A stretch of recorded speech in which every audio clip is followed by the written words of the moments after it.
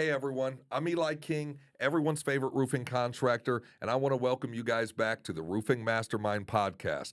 Today on the show, it's going to be a short, quick show, and what we're going to talk about is one of my favorite sales strategies, which is the power of insinuation. And the reason I like the power of insinuation so much is simply because it allows the prospect to come to the conclusion on their own that they have created that idea. So today, we're going to touch on planting the ideas, planting the initial seeds, which allow it to grow in their mind so they can come to the conclusion. We're going to touch on some suggestive comparisons as well as some leading questions. So those are the three areas we're going to touch on. And hopefully, by the end of this show, if not, of course, you can always rewind and repeat, but you should be effectively able to use the power of insinuation to help elevate your sales skills in your roofing strategies. So let's put this one in the tool belt, guys. So I want to talk first about obviously planting the ideas and the importance of that. And I don't want to come directly to the prospect with exactly what I want them to do. Otherwise, it's going to put barriers up. So I really enjoy psychology and sales. And when I talk about psychology and sales, I'm talking more so about using strategies to break down the barriers that typically would arise in the sales process. So I was told one time, and I've heard it many times since, I thought the guy was a genius when he originally told me, but I've heard this before, and it's reigned true, and it says a good closer will overcome objections, but a great closer will prevent them. And in order for me to effectively prevent the objections that are going to happen, whether I'm at the front door knocking on the door, whether I'm scheduling telemarketing leads like we do at the roofing broker for hundreds of companies all over the country in storm zones, or whether I am sitting down at the kitchen table signing the contract, or even if I'm in the insurance claims process working with the adjuster, I'm going to be able to use psychology and the power of insinuation to allow the prospect or the adjuster or the wife or whoever may seem resistant to come to the conclusion that I'm the roofing contractor that they want to work with. I mean, after all, I am everyone's favorite roofing contractor, so why wouldn't we work together, right? Okay, so I want to talk about planting the ideas and the how of how we plant the ideas. And I want to talk about like discussing the pre-existing condition of the roof versus the current condition of the roof post a hailstorm. And we're just going to stick with hail on this because I would say 95% of the work that I do is storm restoration and it's damage from hail. So we're going to just stick with what I'm familiar with. Maybe it's what you're familiar with, but you can still use the strategies either way. And I want to just talk about, kind of suddenly raising concerns. What do I mean by that? Subtly raising concerns, right? So I live in Colorado. It's a market where we roof for the spring, the summer, and as much of the fall as we can. We do get some warm weather in the winter, but we definitely get freeze and snow and ice and all of those things. So I always like to bring up that, things like this. This is how I can plant the idea. Yeah, I remember last year I was on a couple of roofs that were in a very similar condition to yours, Mr. Homeowner. And what ended up happening was after the wintertime, the freezing and thawing began to retract and the asphalt shingles and begin to separate the fiberglass. And as the snow began to melt in the springtime, leaking started occurring. So, it may be a good idea to, move forward with this process. And that's just an example of a way that I can suddenly raise concerns about potential future issues, right? And it's not in a way that's saying, hey, your roof is going to leak. It's just saying, in my experience, I have seen this happen before. And there's a reason that insurance companies have a timeline for repair or replacement from the date of loss. And sir, the date of loss is obviously going to be the date that the storm happened. You have a strict timeline to complete all repairs because the insurance company doesn't want to be liable for more damage than is already there. So that's a good way of presenting the how. And then, like, the why of the insinuation is more of that gentle nudge to the homeowner, just a way for them to really realize the urgency of addressing the damage now, like increasing the likelihood they'll move forward with repairs, right? I want to increase the likelihood that they're going to move forward with the repair or replacement or with the insurance claims process, so I can help them indemnify their home or put a new roofing structure on their home so they don't have these issues. And I think that's really going to be more where I'm using that experience about how long insurance companies have between the time that the claim is filed or the date of loss and the time that the repair needs done. And that's really going to allow the homeowner to see that time is of the essence. I'm here now. I'm willing to help you. And, if you can educate someone, you have a 40% more chance of them trusting you, right? So 40% more likely for them to trust you if you can teach them something that they don't already know.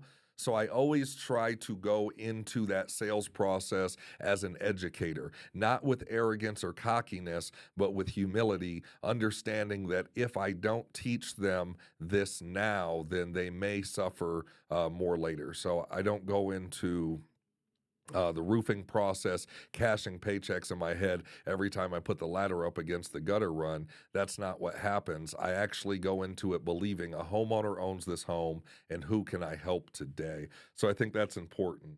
I do want to touch on the next topic here, which is going to be the suggestive comparisons. And that's going to be real important. And so we're going to touch on that right after we get a brief break real fast. I want to give a shout out to the roofing broker in Denver, Colorado. We have 100% American dialers, and we want to thank the roofing broker for sponsoring this podcast on the Roofing Mastermind. We schedule preset roofing inspections for more than 150 companies nationally, and we'd love to help you build your team and build your dream one lead at a time. If you can trust us, give us a call at 303-908-3193.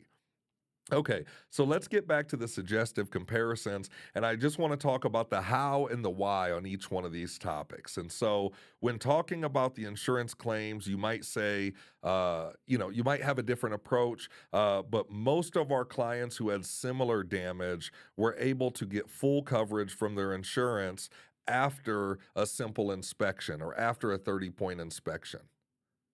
Okay, the insinuation in this is that actually another good one, and I'll touch back on that. So remind me, another good one. But the insinuation in this is that most of our clients get full roof replacement. So if you work with me and we can just simply get the inspection process out of the way, we can get you approved for a full roof replacement, a full roofing system.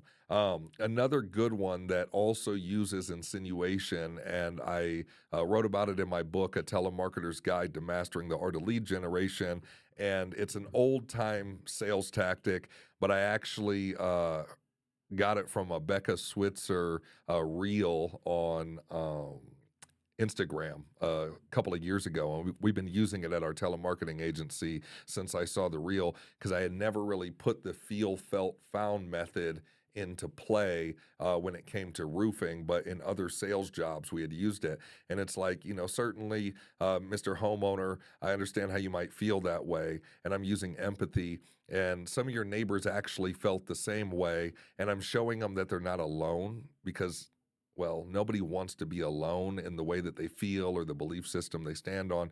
So I certainly understand how you might feel that way. Some of your neighbors actually felt the same way. And what they found was, after we did an inspection, there was enough damage to warrant a full roof replacement, and it was covered by their insurance. And the beautiful part about that is saying what they found. So the people that felt the same way you did, I don't have any leaks. I don't need an inspection. My roof is only 7 years old, 1.75 hail, but my roof is only 7 years old.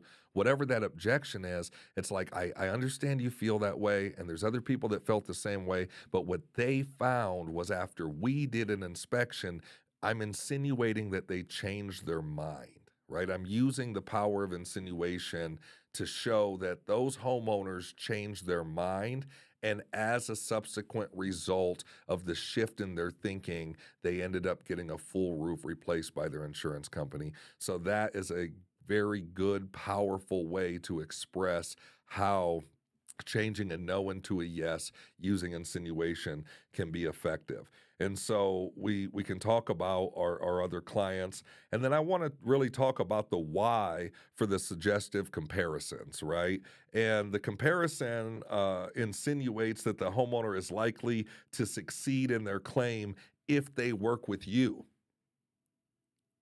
They're likely to succeed if they work with you because of the success rate.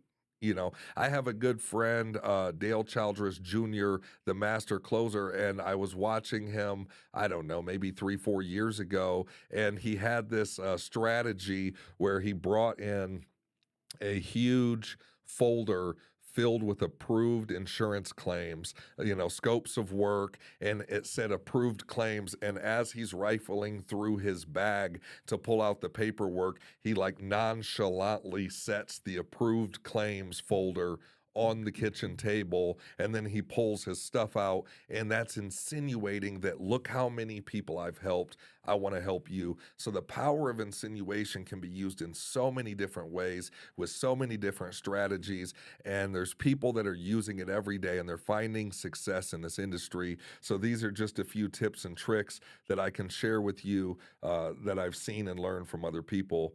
But we really want to be encouraging the homeowner to proceed with an inspection and to use your services.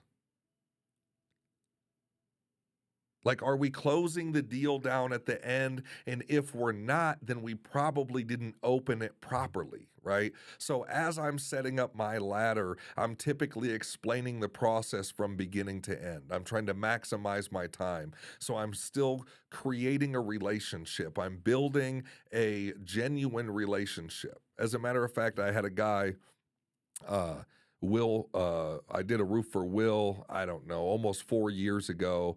And he's got another property that was on his rental home, and he's got this other property, and he's doing a pop top, and he wants an estimate, and he wants siding, and he wants all this stuff. And he calls me, and we spent 48 minutes on the phone yesterday. And this is not the first time over 4 years that him and I have just communicated and chatted. I'm talking about a genuine relationship with the client that at one time was nothing more than a telemarketing call to schedule a free inspection at his property.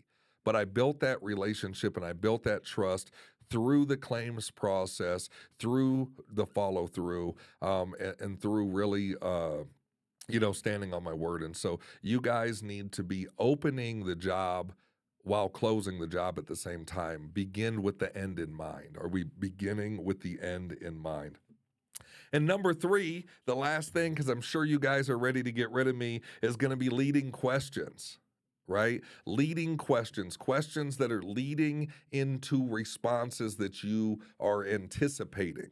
Okay. So when we're actually doing telemarketing calls at the roofing broker, we'll say something like, hey, Mark, how's it going?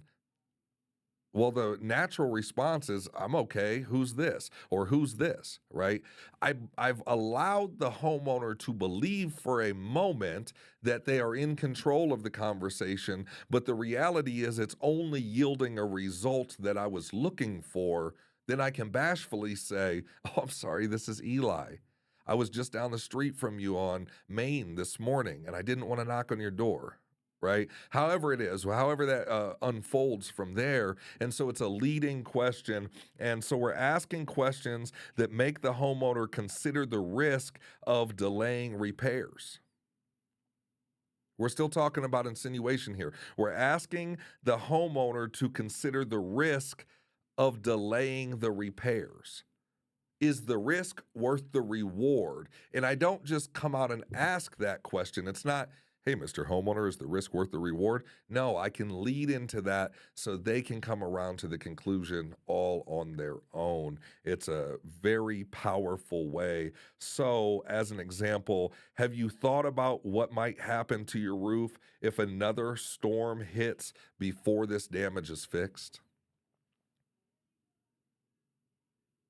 It's a simple question. Have you thought about what might happen to your roof if another storm hits before this damage is fixed?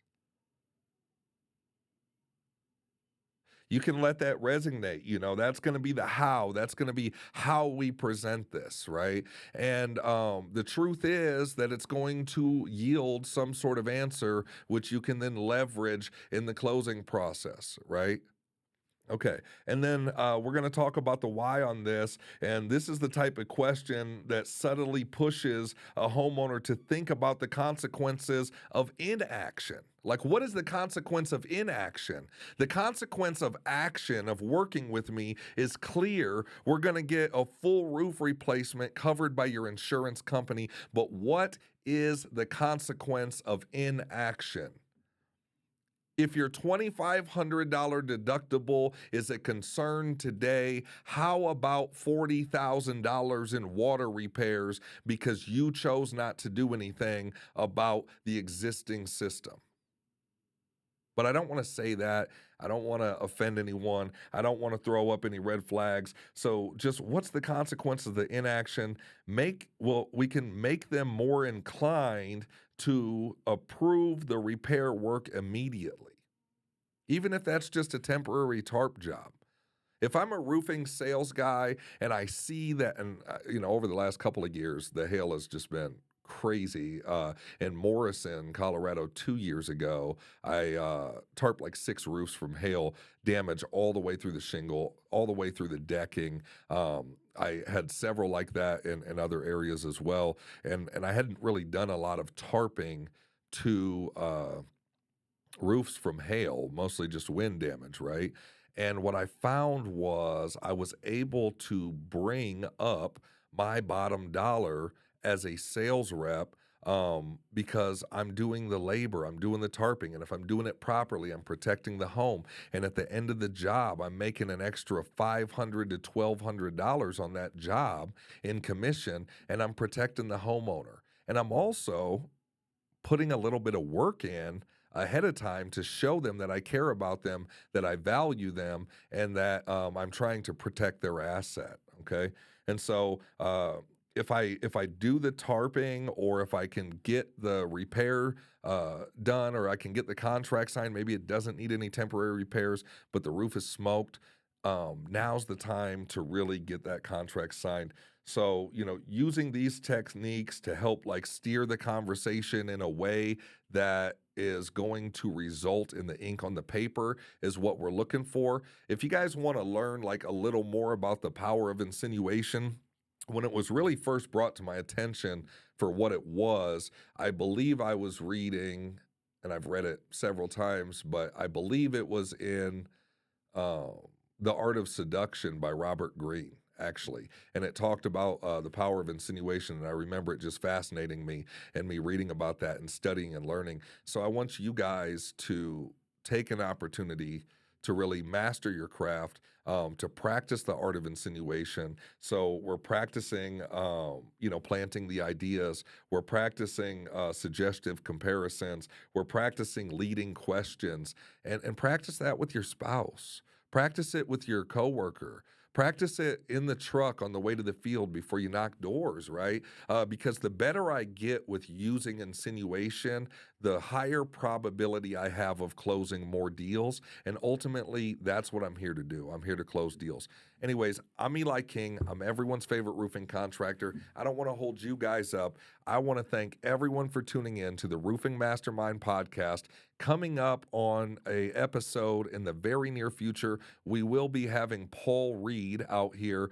He has been in the industry for a very long time. We're going to be talking about commercial roofing sales, and a few other things. So you guys might want to continue to stay tuned. And please make sure that you subscribe, like this video, and maybe even comment or share it. We love you here at the Roofing Mastermind, and we're going to keep pumping content that can help you grow as an individual salesperson. Let's go.